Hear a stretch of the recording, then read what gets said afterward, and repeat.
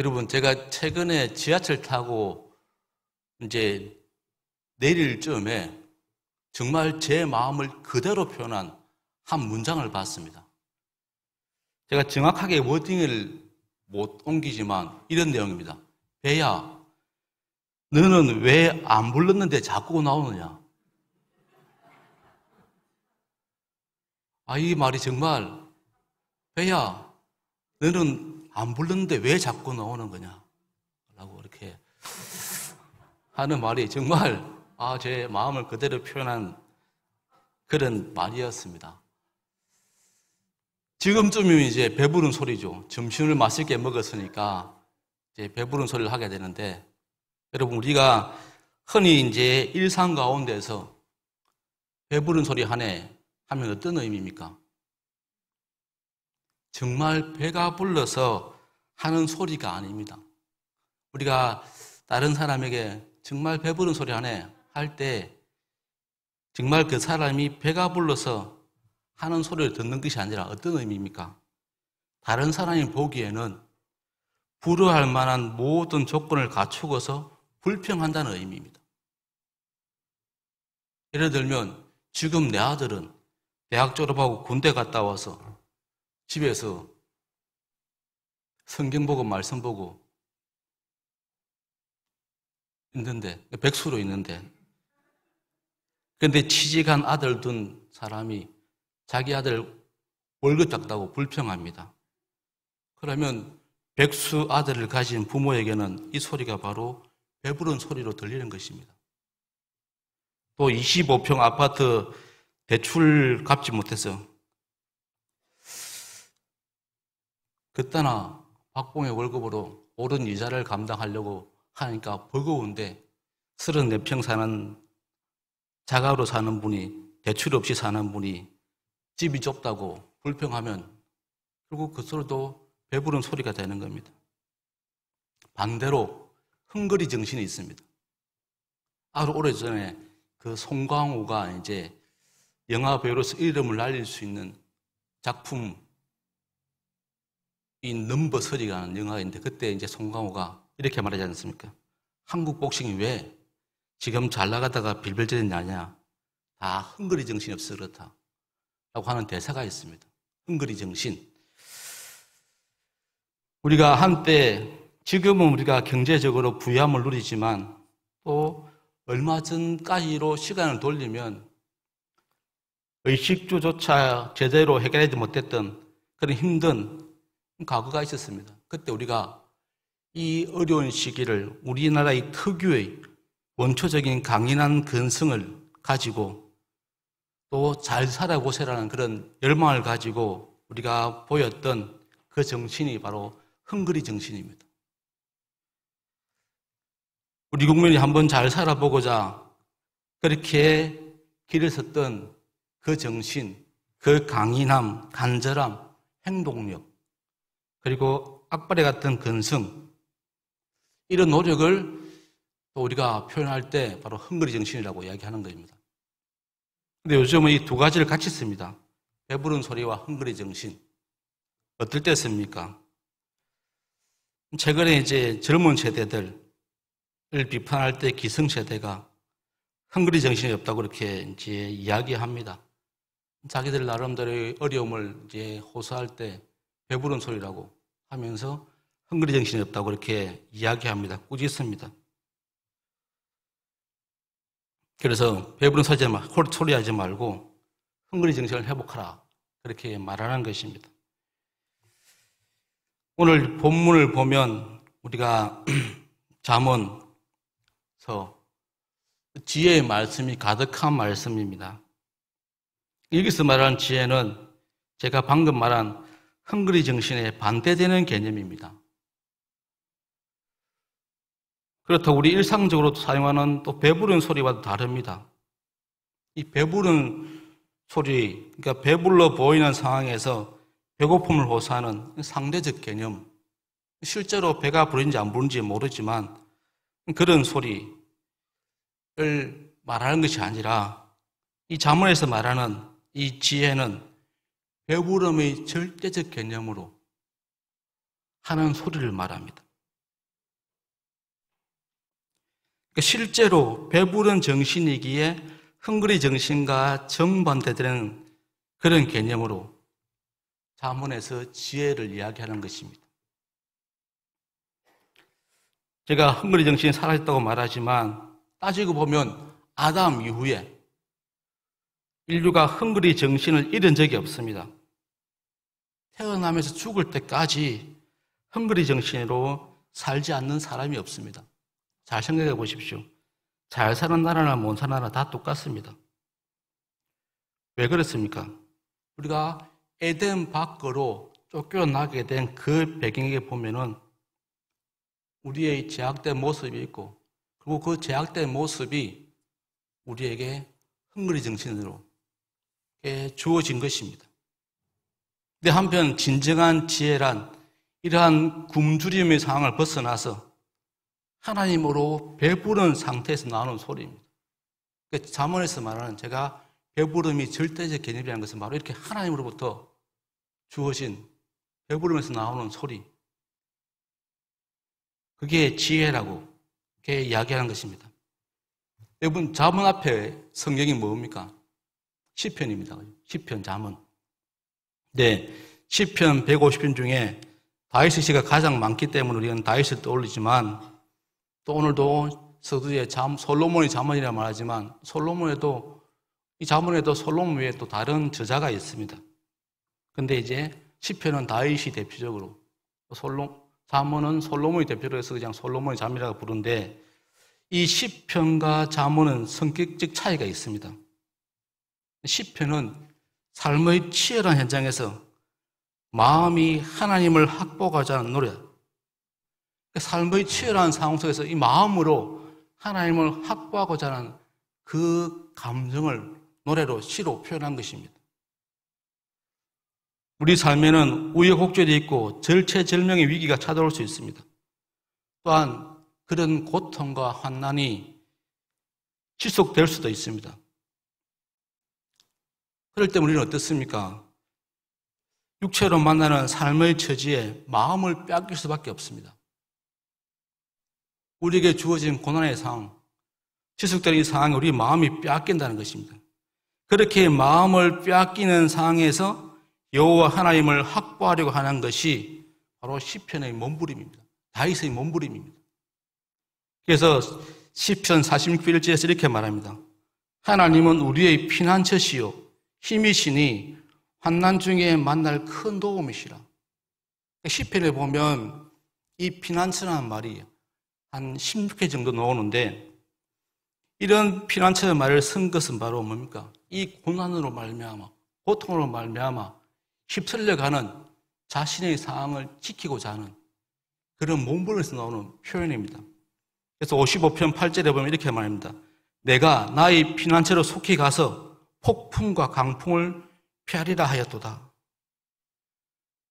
그러니까 삶의 어떤 주어지는 상황, 고난 가운데서 하나님께 그 고난에 휩쓸리지 않고 하나님께 몸을 펴고자 하는 자기 마음에 자기 삶을 빼앗아가고자 하는 그 상황에서 하나님을 확보하고자 하는 하나님을 의지하고자 하는 그 마음을 바로 피난처로 표현한 것입니다. 그런데 잠언의 주제는 오늘 3절에 잘 드러납니다. 지혜롭게, 공의롭게, 정의롭게, 정직하게 행할 일에 대하여 훈계를 받음이라고 하였습니다. 이것이 바로 시편과 다른 잠언의 특색입니다. 시편은 마음으로 하나님을 확보하는 것에 중점을 두었다면 잠언은 마주하는 삶의 현실에서 어떤 분별력과 생각을 가지고 대응할 것인가를, 그런 어떤 상황이 주어지면, 고난이 주어지면 어떤 생각으로, 어떤 분별력으로 그걸 대응할 것인가 하는 문제를 지혜로 풀고 있는 것입니다. 다시 말해서 시편은 마음이 하나님을 확보함으로써 생겨나는 배부름에 관한 이야기라면 잠언은 삶의 상황들이 마음을 빼앗아 하나님께 가지 못하게 하는 그 상황에 어떻게 지혜롭게, 정의롭게, 공교롭게, 정직하게 대할 것인가, 그걸 표현한 것입니다. 그래서 잠언은 그런 삶의 형편과 처지에 대해서 어떻게 생각하고 대처해야 하는지를 가르칩니다.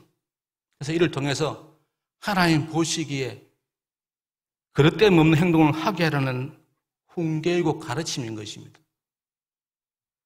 이것이 바로 잠언에서 말하는 지혜입니다. 그런 상황에서 우리가 거기에 마음 뺏기지 않고 그릇됨 없이 지혜롭게, 공의롭게, 정의롭게, 정직하게 행할 그 지혜를 우리에게 가르치는 것입니다.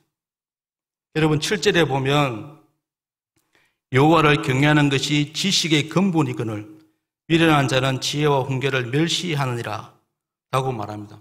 그러면서 지금 지혜를 강조하고 있는데 이 경외는 히브리어로 이르아, 그러니까 두려움을 말합니다. 근데 이 7절을 보면 좀 어법상 어색하게 느껴지는 부분이 있지 않습니까? 여호와를 경외하는 것이 지식의 근본이거늘 라고 했다면 자연스럽게 뒤에 이어진 내용은 무엇이겠습니까? 미련한 자는 여호와 경외하기를 멸시하는 자다 라고 나와야지 자연스럽지 않습니까? 근데 지금 어떻게 표현하고 있습니까? 미련한 자는 지혜와 훈계를 멸시하느니라. 조금은 어법상 논리적으로 부자연스러운데 이걸 좀 자연스럽게 하면 이렇습니다. 여호와를 경외하는 것이 지식의 근본이거늘 미련한 자는 여호와 경외로부터 나오는 지혜와 훈계를 멸시하느니라 하면 좀 이해가 쉽게 되지 않습니까? 그러니까 7절에서 말하는 지혜와 훈계는 여호와를 경외함으로부터 생기는 것입니다. 우리 인간은 본성적으로 마음의 공백을 두려움의 근원으로 생각합니다. 마음의 공허함. 죽음이 두려운 이유가 무엇입니까? 육체로부터 얻는 것들로 마음을 채울 수 있다고 믿기 때문입니다. 육체로 주어지는 것들로 마음을 채울 수 있는데 이걸 뺏기는 것이 바로 죽음이라고 생각하기에 세상 사람들은 죽음을 두려워합니다. 돈이 없어지는 것을 두려워하는 이유가 무엇입니까? 돈으로 마음을 채울 수 있다고 믿기 때문입니다. 이러한 전제를 가지고 우리가 살펴보면 결국 여호와를 경외하면서 나오는 지혜와 훈계를 멸시하는 것이 어리석고 미련한 자라고 하였지만 세상의 모든 지혜와 훈계 자체를 모조리 또 다 멸시하는 건 아닙니다. 멸시하는 것은 결국 여호와 경외로부터 생겨난 지혜와 훈계, 즉 하나님으로 배불러서 배부른 소리 하는 것을 멸시하는 걸 의미합니다. 하나님 때문에 지혜롭고 정의롭고 공의롭게 정직하게 행하는 그것을 멸시하는 것. 그런 하나님으로부터 주어진 그 배부름으로 하는 그 정의로운 소리, 공의로운 소리, 지혜로운 소리, 정직해 하는 소리를 멸시하는 걸 말합니다. 반대로 돈으로 배부른 사람의 소리라면 듣기를 원합니다. 그러니까 하나님으로부터 이 주어진 하나님을 경외함으로 주어진 소리는 멸시하고 반대로 돈으로 배부른 사람의 소리라면 듣기를 원합니다. 명문대에 자녀를 입학시킨 부모의 소리라면 듣기를 원합니다. 그러니까 온 세상이 하나님으로 주어지는 배부른 소리는 멸시하고 하나님을 경외함으로 얻어지는 그 배부름의 소리는 멸시하고 그냥 세상으로부터 채워진 그런 지혜와 훈계를 찾기에 바쁘다는 겁니다. 그러니까 세상에 나와 있는 숱한 자기개발서가 그런 걸 보여줍니다. 오늘 본문이 말하는 미련한 사람은 모든 지혜와 훈계를 다 멸시하는 자가 아니라 바로 하나님을 경외하는 사람이 가르치는 지혜와 훈계를 멸시하는 자입니다. 바로 이것이 하나님으로 주어지는 배부름을 멸시하는 것입니다. 세상 사람들은 하나님으로 주어지는 배부름이 있을 수 없는 것으로 생각합니다. 그래서 멸시하고 그걸 외면합니다. 이러한 어리석음은, 이런 미련한 모습은 제가 서두에 말한 헝그리 정신으로부터 비롯되어집니다. 에덴에서 쫓겨난 모든 사람은 배고픔 가운데 살게 되었습니다. 즉 마음의 공백이 생겼습니다. 이 공백은 하나님으로만 채울 수 있도록 허락되었는데, 근데 에덴 바깥에서는 그게 허락되지 않았습니다. 에덴 바깥은 상대적으로 하나님이 계시지 않는 것으로 여겨지기에 이 굶주림이 해결되지 않았습니다. 이 공허함이 해결되지 않았습니다. 그래서 기본적으로 우리 삶에는 이런 헝그리 정신이 깔려 있습니다. 그런데 이걸 극복하기 위해서 사람들은 이런 헝그리 정신을 하나님으로 채우기보다는 그러니까 내 마음의 만족과 기쁨을 위해서 이제 그 공허함을 세상 것으로 채우고자 하는 것입니다. 하나님으로 채워야 되는데 하나님을 경외함으로 그것들을 극복해 가야 되는데 그런 것들을 멸시하고 그냥 세상의 것들로 자기 마음의 만족과 기쁨을 위해서 세상에 만나는 닥치는 것들로 다 채워 넣습니다. 그러니까 이 헝그리 정신은 해결될 수 없는 것입니다. 만족과 기쁨을 위해서 사람들은 얼마든지 타인의 지혜와 훈계를 수용합니다. 세상의 선생들과 사상가들을 찾아다니며 지혜를 얻고자 몸부림칩니다. 심지어는 자녀조차도 마음의 공백을 채우기 위한 재료를 삼습니다. 자녀가 형통하면, 좋은 직장 가면, 좋은 대학 가면 내 마음을 채울 수 있다고 여기기에 또 자녀를 형통하게 하기 위해서 세상의 지혜와 훈계를 찾게 되는 것입니다. 그럼 오늘 10절 말씀 보십시오. 내 아들아, 악한 자가 너를 깰지라도 따르지 말라고 하고 있습니다. 이런 세상적인 가치에 마음 빼앗겨 있는 사람, 이런 사람들을 악한 자라고, 이런 헝그리 정신을 사는 사람을 악한 자라고 표현합니다. 그러니까 하나님으로 채워지지 않는 마음을 채우기 위해서 하나님으로만 채워질 수 있는 그 마음을 세상 것으로 채우고자 하는 사람들, 그런 세상의 헝그리 정신으로 사는 사람들, 이 사람들을 악한 자로 표현하고 있는 것입니다. 그런데 하나님으로 채워지지 않는 마음, 하나님으로 채워야 채워지는데 그걸 모르니까, 그걸 알지 못하니까, 그걸 멸시하니까 세상에 닥치는 대로, 세상 것을 닥치는 대로 채워다 보니까 결국 뭡니까? 자신의 삶을 더 불안하게 만든다는 겁니다. 그래서 그런 사람을 따르지 말라고 말하고 있습니다. 그리고 이런 악한 자들의 결과가 바로 19절에 나타납니다. 이익을 탐하는 모든 자의 길은 다 이러하여 자기의 생명을 잃게 하느니라. 여기서 말하는 이익은 히브리어로 보면 배차인데 그 뜻은 조각, 끊어진 단편이라는 뜻을 가지고 있습니다. 그래서 19절 말씀을 좀 더 쉽게 풀어보면 끊어진 단편을 탐하는 모든 자의 길은 다 이러하여 자기의 생명을 잃게 한다고 이렇게 풀어볼 수 있습니다. 끊어진 조각을 탐하는 것은 무엇을 의미하겠습니까? 마음의 공백에는 하나님만이 들어오셔야 채워줄 수 있는데 세상에서 추구할 수 있는 가치들을 그를 채운다는 것은 그게 바로 조각이고 단편적이라는 겁니다. 파편에 불과하다는 겁니다. 내가 재벌이라서, 내가 부여해서 돈이 재산이 아무리 많다 할지라도 그 재산은 조각에 불과하고 단편에 불과하다는 겁니다. 그럼에도 불구하고 그 재산에 연연하는 이유는 무엇입니까? 바로 헝그리 정신 때문입니다. 하나님으로부터 배부르자 하는 마음이 없는 그 정신 때문입니다. 그러니까 하나님으로부터 주어지는 배부름을 경험하지 못했기 때문에 계속해서 세상에서 얻을 수 있는 조각이나 단편적인 것에 마음을 빼앗겨서 자기 삶을 불행하게 만든다는 겁니다. 겉으로 보면 이기고 유익한 것 같지만 19절에 말하는 것처럼 결국 자기 생명을 잃게 만드는 일임을 분명히 이야기하고 있습니다. 이제 말씀을 정리하겠습니다. 제가 서두에 말한 것처럼 배부른 소리 하고 있네. 나는 비꼬는 말 자체, 우리가 상대적으로 배부른 사람이 하는 그 소리, 우리가 그런 사람이 하는 불평한 소리를 우리가 비꼬아서 말하지만 또 내가 볼 때는 배부른 소리겠지만 또 그 사람은 정말 하나님으로부터 채워지지 않는 그 공허함이 있기 때문에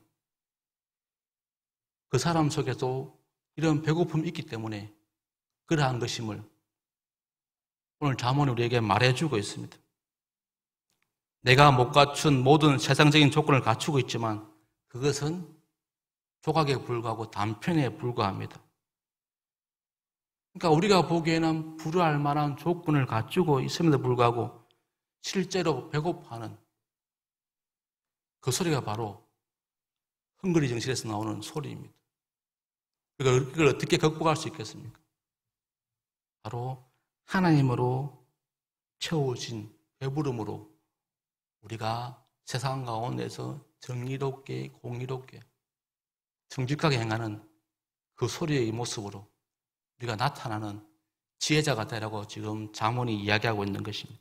그래서 우리가 세상 가운데서 이런 하나님으로 채워지는 배부름으로 우리 삶이 정직하게 정의롭게 공의롭게 드러나서 세상 사람들의 정직한 모습, 공의로운 모습, 정의로운 모습으로 하나님을 알 수 있도록 하는 그 소리가 바로 우리가 보여야 될 지혜의 모습임을 오늘 다시 한번 우리에게 깨닫게 하고 있습니다. 그래서 우리 구북의 성도님들은 이런 하나님이 주시는 배부름으로 세상을 깨울 수 있는, 세상 사람들의 지혜의 길로 인도할 수 있는 그런 복된 삶이 될 수 있기를 축복합니다. 같이 기도하겠습니다. 하나님, 내가 정말 세상 가운데서 하나님으로 배부른 삶으로 또 하나님이 원하시는 정의롭고 지혜롭고 공의로운 모습, 세상의 일을 쫓아 생명을 잃는 모습이 아니라 하나님을 드러내는 그런 삶을 살게 해달라고, 정말 하나님으로 배부른 소리를 하는 그런 삶이 되게 해달라고 같이 기도하시겠습니다.